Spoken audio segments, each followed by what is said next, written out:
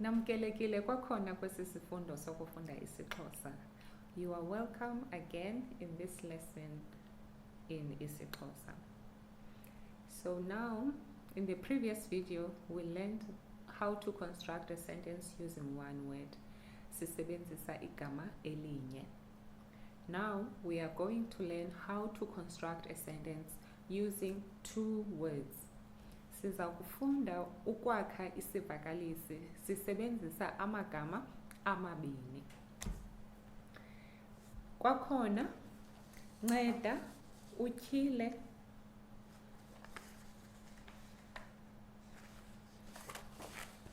page 26, 27, 28. Kulo maphepha lawo uza kufumana izibizo zosapho nezabantu esizalana nabo. In pages 26, 27 and 28 of the study guide, you will find a list of noun words which describe family or the people we are related to. For the purposes of sentence construction, remember that a person's direct name or a proper noun can be used as a subject of the sentence. And at the same time, words like mother, father, sister, uncle are kinship names. Gama wabantu esizalana nabo. Also, those words can be used as subjects of the sentence. In IsiXhosa, we call a subject of the sentence intloko. Intloko means head. So a direct translation would be a subject is intloko yesivakalisi. The subject is the head of the sentence. So you can keep that in mind as well. Another matter to press is that family is called usapho in IsiXhosa. Family, usapho. Ukuzalana means to relate to or to be related to. Ukuzalana. Sometimes we are related by blood, sometimes we are related by marriage, sometimes by work, school, and so forth and so forth. So in IsiXhosa we say abantu esizalana nabo, those are the people we are related to. Sometimes we use the expression next of kin or next of kin. So in IsiXhosa, we also use those words when we construct sentences. Now, in this particular section, where we learn to construct sentences using two words, we are introducing the subject of the sentence. Previously, we constructed sentences using one word, and that was a verb, specifically a command verb. But now, in addition to the command verb, we have added the subject of the sentence. So the two words we are referring to is subject of the sentence and verb. It need not be a command verb, it could be any other kind of verb, but since we are building on what we have done previously, I am going to use the same action verbs, the same command verbs we used in the first activity. So again, remember that in IsiXhosa, verbs have a singular form and a plural form. And in the previous lesson, we said the plural form of the verb is sometimes denoted by the suffix ani. For example, baleka for one person, and in plural, balekani. Okay, so now, what form would the verbs take in IsiXhosa when we introduce a subject?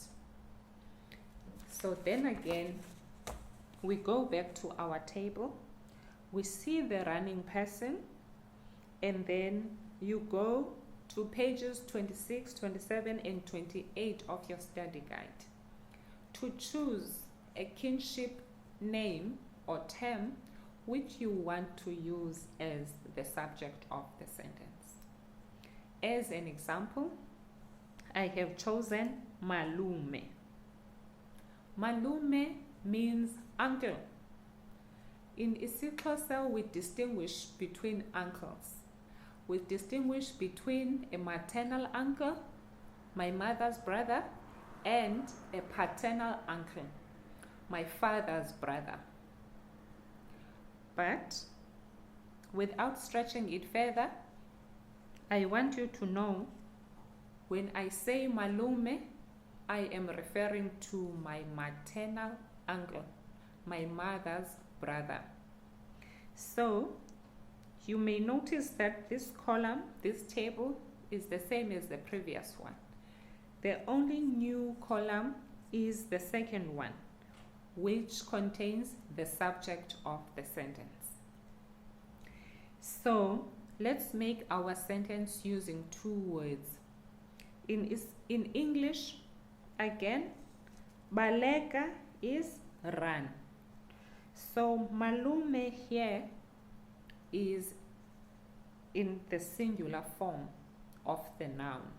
Malume is singular. So it would be malume baleka. Malume baleka. We are commanding malume to run. But, okay, let me only talk about the singular form. Then again, we can also say malume yiza. Malume yiza. We can also say malume hamba. Malume hamba. That is the singular form of the verb run. Come and go. With specific focus on malume being the subject of the sentence. So our sentence is malume hamba, full stop. That is our sentence using two words. Malume is the subject, hamba is the verb or the commanding verb. Then again, we look to the next column. This one with a crying smiley. The kinship term that I have chosen there is sisi. Sisi means sister. Sisi can also mean an older female to you, but not old enough like your mom or grandmother. Sometimes you can say sisi to someone who is younger than you in order to show as a sign of respect. So we look at the crying smiley and then we construct our sentence. So cry in English is lila in IsiXhosa. So what would our sentence be? Our sentence would be sisi lila. Sisi lila. That is our two-word sentence. And this two-word sentence is in singular. But now, what would happen if we had the same verbs and we wanted to place emphasis on the plural form of the noun or on the plural form of the subject? What would we have? Okay. So, remember we had malume in the first instance, and we said malume is maternal aunt, maternal uncle. So, when there are many malumes, we will say bo malume. Remember, in this particular sentence, we are still giving a command. We are still using the commanding verb baleka, run, go away. So in order to say it in IsiXhosa, you will say bo malume balekani. We skip the singular form of the verb. There I have written that not applicable. It is not applicable because when the subject of the sentence is in plural, you are not allowed to use a verb in singular.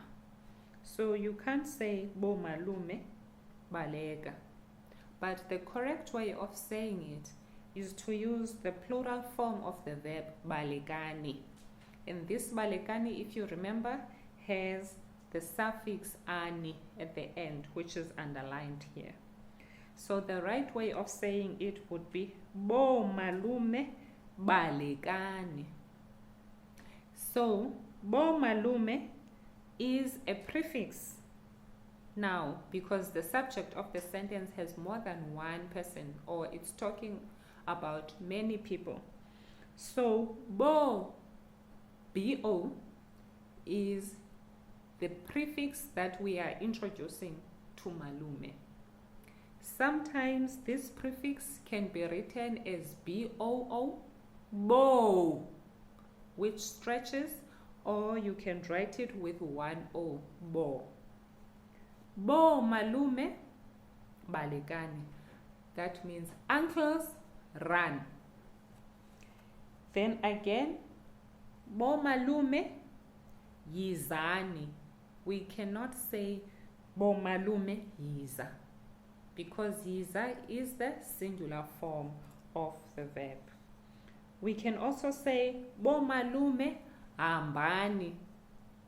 We are not allowed to say bo malume hamba because the subject of the sentence is in plural. The bo suffix tells us that there are many people in the subject, and therefore a suitable verb as well must also be in plural. So now for practice, let us look at the crying smiley again.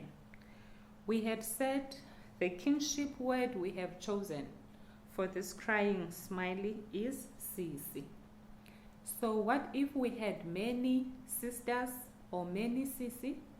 We would say bo sisi. And again, bo can be boo or can be bo. Bo sisi is, would it be right to say bo sisi lila? It wouldn't be right to say bo sisi lila because lila is the singular form of the command verb. So it would not be right because our subject is in plural.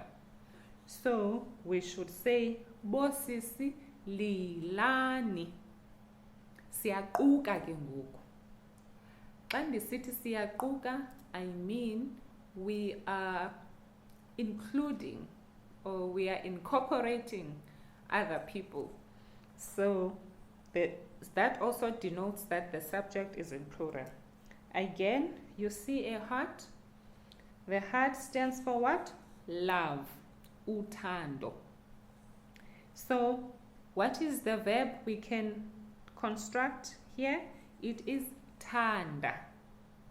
That is the command verb, thanda. And now, if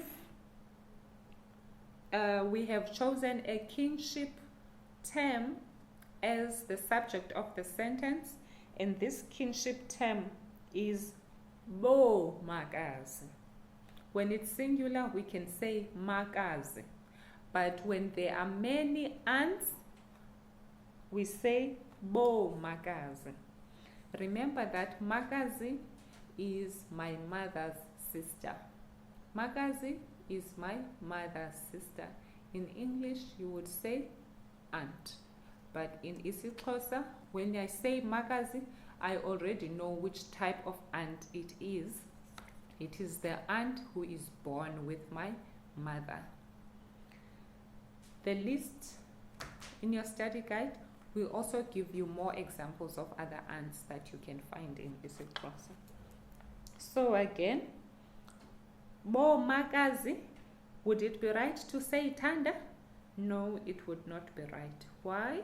Because tanda is the singular form of the verb. Since the subject of the sentence is in plural, the suitable verb to accompany bo makazi must be in plural. And that would be bo makazi thandani. Then again, you have this smiley who seems to be laughing heartily. So, I want you to fill in the dotted lines for practice, because if you don't practice, you will miss it. The more you practice, the more you will learn the logic of the language, and then it will be internalized, and then you'll be able to recognize these things when you hear them or read about them. So now I want you to complete the dotted lines. First, complete the dotted line where you fill in the kinship name. You can choose any kinship name, it's up to you. Then be creative enough to use the verbs in singular as clues that will help you to construct the plural form of the verb. Remember, these verbs are written in red because they are not applicable in this case. When the subject of the sentence is in plural, the verb cannot be in singular. That is why they are written as red. So now, for practice, I want you to write the plural form of the verb in the dotted lines, and that would give you a correct sentence. So the plural form of the verb will match with the plural form of the noun. So that is the importance of the lesson. And to add more, there are 2 more columns with a pencil, and if you look at the last column, the pencil represents writing, and to write in IsiXhosa is to bhala. But then again, we also said to count is to bala. So again, there is a difference between bala for writing and bala for counting. So the numbers suggest counting. Also write the plural form of these verbs, and also find a kinship word you can use to construct your 2-word sentence. And then before we finish, let us go back to the singular form of the verbs. To the singular forms of the subject. Here we talked about malume, and we also talked about sisi.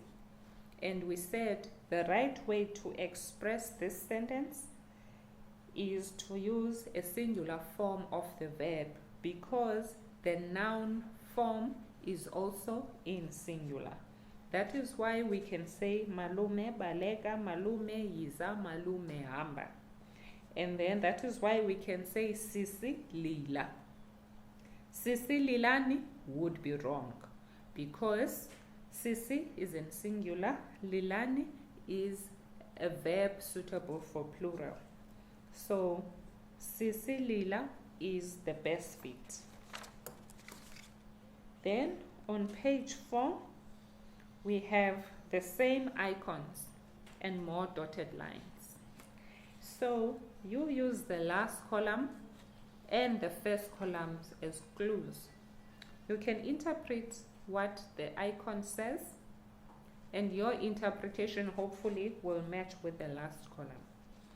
Then I want you to use pages 26, 7 and 8 of your study guide to fill in any kinship name or any kinship noun you would like to use as the subject of the sentence.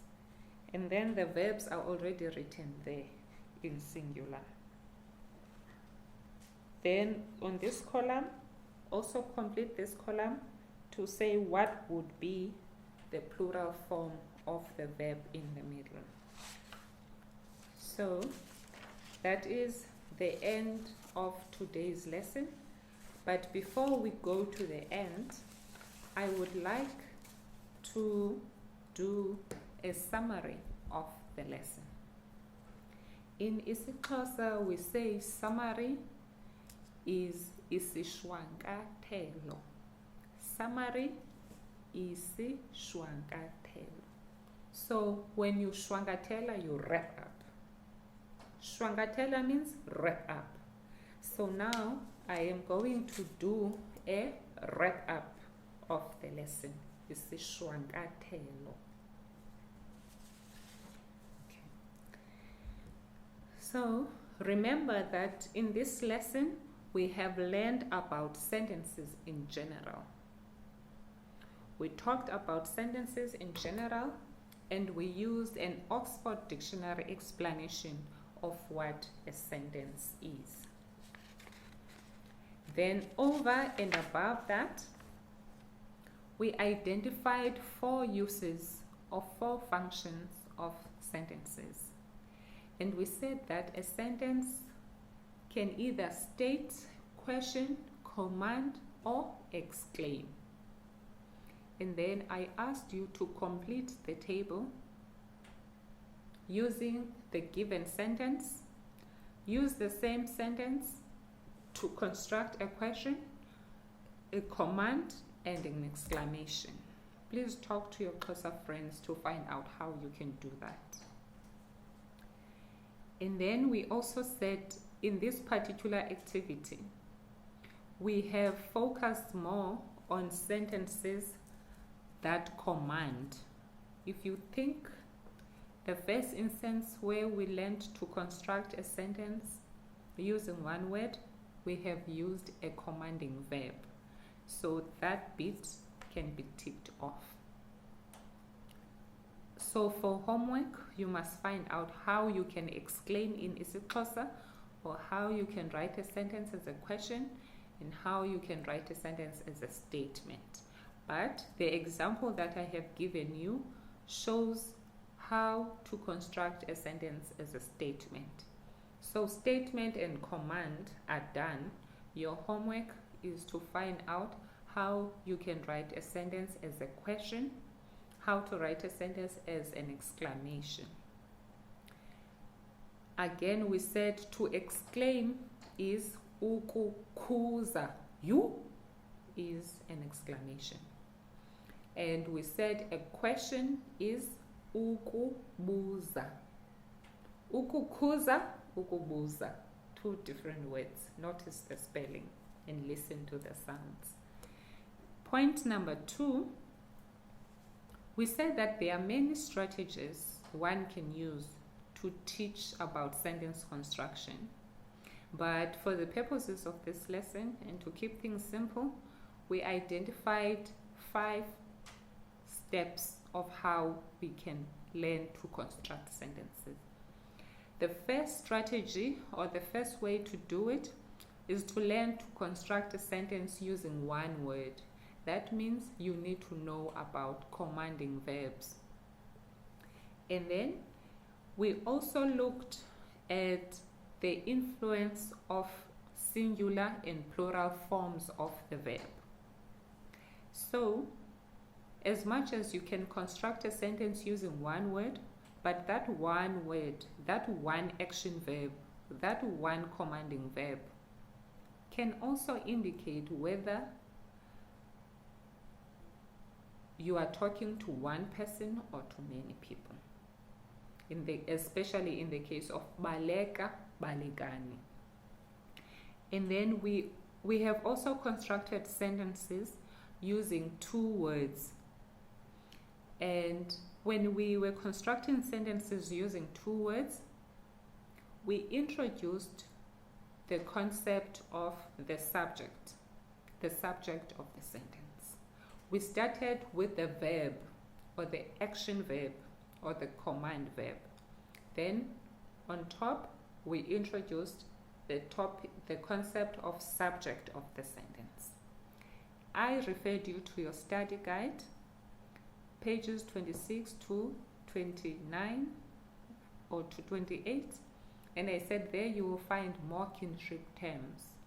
Use those kinship terms as the subject of the sentence and use the existing verbs that we have to formulate two-word sentences.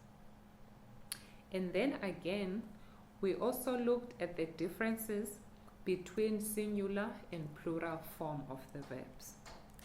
Next time, we will construct sentences using 3 words. Now, again as homework, think about what we have learned in IsiXhosa today. Write a short summary of what you have learned in this lesson and say it out loud in IsiXhosa. So my summary, or isishwangathelo, was my short summary of what we have done today. You can also note down for yourself what you think you have learned from this lesson. I presume you will write it in English. Afterwards, please try to say the same thing in IsiXhosa. That is the only way you will learn, or that is the only way you will grow, is if you challenge yourself to say things in IsiXhosa. Don't worry about being right or wrong. The winning one is the one who tries. Enkosini, thank you all. Please let me know if you struggle to follow the lesson. Write to me, we'll keep in touch. Thank you.